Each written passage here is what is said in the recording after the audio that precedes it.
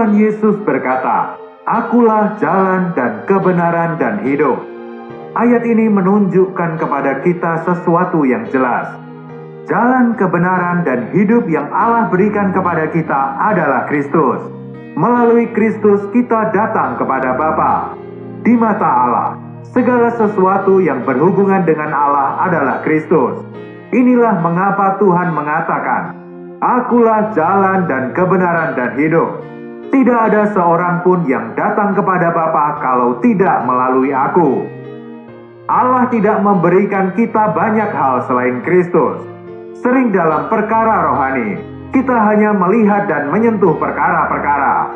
Perkara-perkara ini tidak memiliki nilai rohani. Ciri khas, akar, dan kekayaan kekristenan terkandung dalam pengenalan tentang Putra Allah. Bukan masalah berapa banyak metode, doktrin, atau kekuatan yang kita miliki. Hal ini adalah perkara seberapa banyak kita mengenal Putra Allah.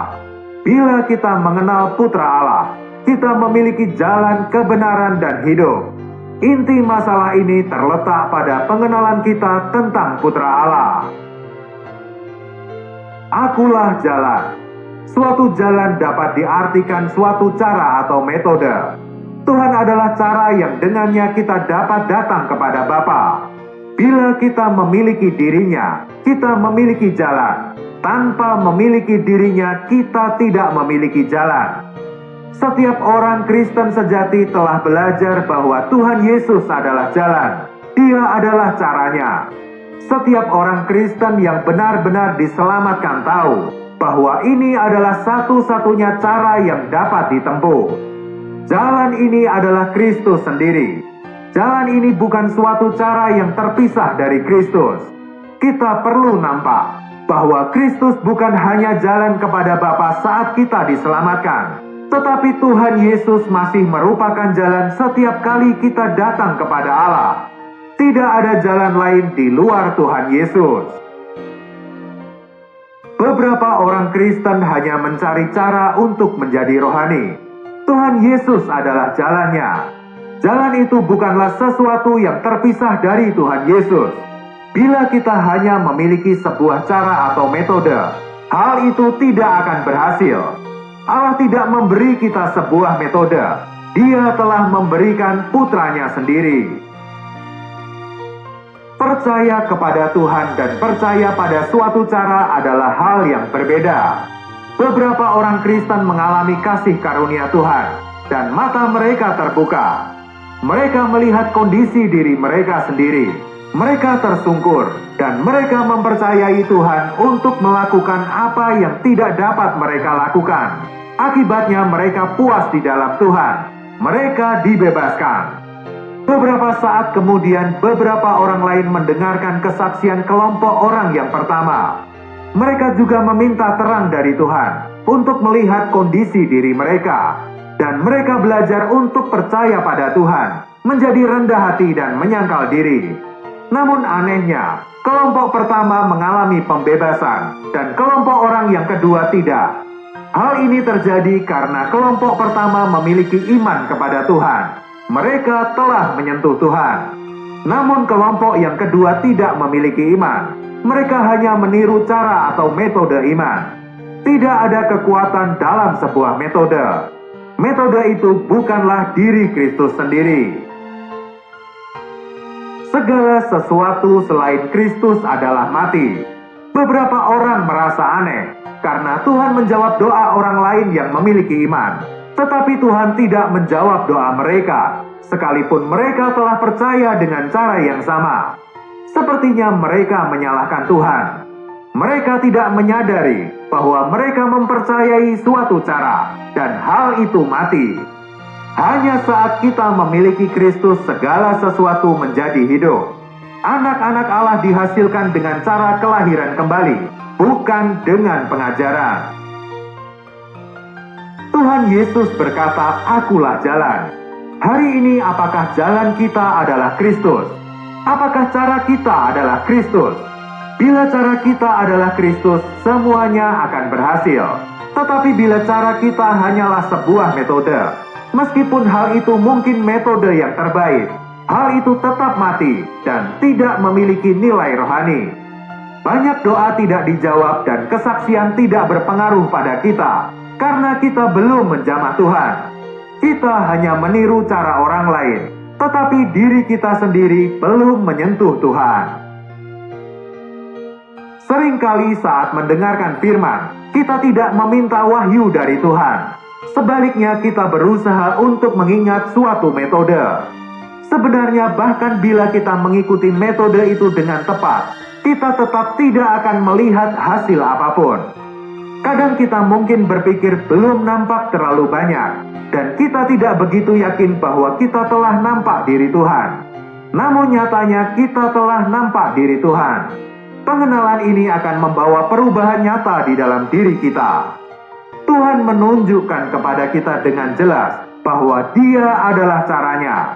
Pemahaman kita tentang suatu cara tidak akan menyelamatkan kita. Hanya pengenalan tentang diri Tuhan yang akan menyelamatkan kita. Tuhan adalah Sang Hayat. Mereka yang menyentuh Dia menyentuh hayat. Tuhan juga mengatakan bahwa dirinya adalah kebenaran.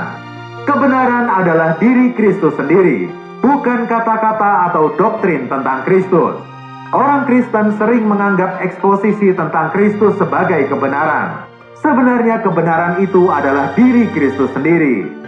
Tuhan berkata, "Dan kamu akan mengetahui kebenaran, dan kebenaran itu akan memerdekakan kamu." Firman Tuhan berkata bahwa kebenaran akan memerdekakan kita. Mari kita pikirkan, berapa banyak kebenaran yang telah memerdekakan kita. Seringkali kebenaran hanyalah sebuah doktrin bagi kita. Hal itu bukan Kristus. Mata kita belum terbuka untuk nampak diri Kristus. Bila yang kita bicarakan hanyalah doktrin, maka kita hanya memiliki hal-hal yang mati, bukan sesuatu yang hidup. Pekerjaan mengharuskan kita melatih ingatan, tetapi hayat tidak demikian. Ketika kita membicarakan sesuatu tentang hayat, kita tidak mengucapkannya karena ingatan kita. Suatu kekuatan di dalam diri kita mendorong kita untuk berbicara. Tuhan mengendalikan kita. Kita tidak perlu mengingat sebuah doktrin dan kemudian bertindak sesuai dengannya. Sebaliknya, Kristus hidup di dalam kita, dan Kristus menjadi kebenaran kita. Tuhan adalah kebenaran. Bila yang kita lakukan adalah ajaran dan bukan Tuhan, hal itu mati. Kita harus menyadari bahwa hal-hal rohani hanya hidup ketika Tuhan ada di sana, dan mereka mati ketika Tuhan tidak ada di sana. Ketika terang Tuhan bersinar di dalam kita, ketika Dia menjadi pribadi yang bekerja di dalam kita, dan kita menyadari hal ini di batin, apa yang kita miliki akan hidup. Kemudian Tuhan berkata bahwa Dia adalah hidup atau hayat. Di mana ada hayat, secara spontan akan ada pekerjaan. Tetapi pekerjaan tidak dapat menggantikan hayat. Pekerjaan bukanlah hayat. Hayat tidak memerlukan usaha kita. Hayat itu adalah diri Kristus. Banyak orang berusaha keras untuk menjadi seorang Kristen. Bagi mereka doktrin itu ketat. Seseorang harus rendah hati, lemah lembut, penuh kasih, pemaaf, dan sabar. Mereka menganggap menjadi orang Kristen itu sulit. Mereka menemukan bahwa semakin keras mereka berusaha, semakin sulit bagi mereka untuk hidup sebagai orang Kristen. Bila Kristus bukan hayat, kita pasti harus melakukan segalanya sendiri. Tetapi bila Kristus adalah hayat, kita tidak perlu melakukan apapun. Bila ada hayat, semuanya akan berjalan secara spontan. Mata kita melihat secara spontan, dan telinga pun mendengar secara spontan. Hayat itu begitu spontan. Kita harus jelas bahwa di mana ada hayat, secara spontan ada pekerjaan. Bila hal itu adalah hayat, pasti akan menghasilkan perilaku moral yang baik. Tetapi perilaku moral yang baik tidak dapat menggantikan hayat. Tuhan berkata, "Aku adalah hayat." Meskipun seseorang mungkin lembut dan pendiam, perilakunya bukanlah hayat, kecuali bila berasal dari Kristus. Kita tidak dapat mengatakan bahwa apa yang dia miliki berasal dari Kristus. karena apa yang dia miliki adalah dari alamiahnya. Hal itu bukan dari hayat, hal itu bukan Kristus. Beberapa orang berpegang pada konsep yang lain. Mereka berpikir bahwa hayat adalah kekuatan. Tuhan menjadi hayat mereka, berarti bahwa Tuhan memberi mereka kekuatan untuk berbuat baik.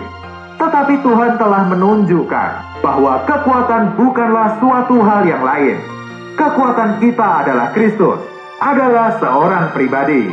Hayat kita bukan hanya sebuah kekuatan, melainkan seorang pribadi. Hal itu adalah Kristus yang memanifestasikan diri melalui kita. Bukan kita yang menggunakan Kristus untuk melakukan apa yang kita anggap baik. Kedua hal ini sangat berbeda. Pikiran dan perasaan tidak dapat disetarakan dengan hayat. Pikiran dan perasaan adalah sesuatu yang luaran. Kita harus belajar mengenal hayat. Hayat bukanlah masalah sukacita atau ide-ide yang dipikirkan dengan mata. Hayat adalah ekspresi dari Tuhan sendiri. Kita harus mengenal Tuhan. Kapanpun kita mengenal Tuhan, kita menyentuh hayat. Kita harus menyadari di hadapan Tuhan tentang apa artinya Kristus menjadi hayat. Bila kita mengenal Tuhan sebagai hayat, kita terus memandang kepadanya. Karena kita tahu bahwa segala sesuatu bergantung pada Kristus, bukan pada diri kita. Kita selalu berusaha melakukan segala sesuatu sendiri. Tetapi setelah kita mengenal bahwa Kristus adalah hayat kita, kita menyadari bahwa segala sesuatu bergantung pada Kristus, bukan bergantung pada pekerjaan kita. Kemudian kita akan belajar untuk bersandar dan memandang pada Tuhan. Kita harus ingat bahwa Allah tidak memberikan kita perkara-perkara secara terpisah satu persatu. Dia telah memberikan putranya. Tuhan adalah jalan, kebenaran, dan hayat kita. Kita harus langsung berurusan sendiri dengan Tuhan, bukan melalui hal-hal yang lain. Kiranya Tuhan mengasihani dan menunjukkan kepada kita bahwa hal-hal rohani tidak lain adalah diri Tuhan sendiri. Hari demi hari kita harus menyadari bahwa jalan yang terpisah dari Kristus adalah salah. Adalah salah bila hayat menjadi sesuatu yang terpisah dari Kristus.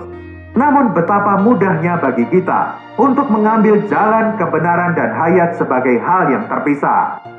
Kita harus tahu bahwa Tuhan adalah hayat. Tuhanlah yang menjalani hidup ini melalui kita. Kiranya Tuhan membebaskan kita dari banyak perkara lahiriah yang terpisah-pisah, sehingga kita dapat menyentuh diri Tuhan sendiri. Semoga kita nampak Tuhan dalam segala hal, dan semoga kita nampak bahwa jalan kita adalah pengenalan kita tentang Tuhan. Kebenaran kita adalah pengenalan kita tentang Tuhan, dan hayat kita adalah pengenalan kita tentang Tuhan. Kiranya Tuhan membuka mata kita, dan kiranya kita dibebaskan dari segala hal yang lahiriah. Semoga kita hidup di dalam Dia, dan kiranya Dia hidup di dalam kita. Tuhan memberkati.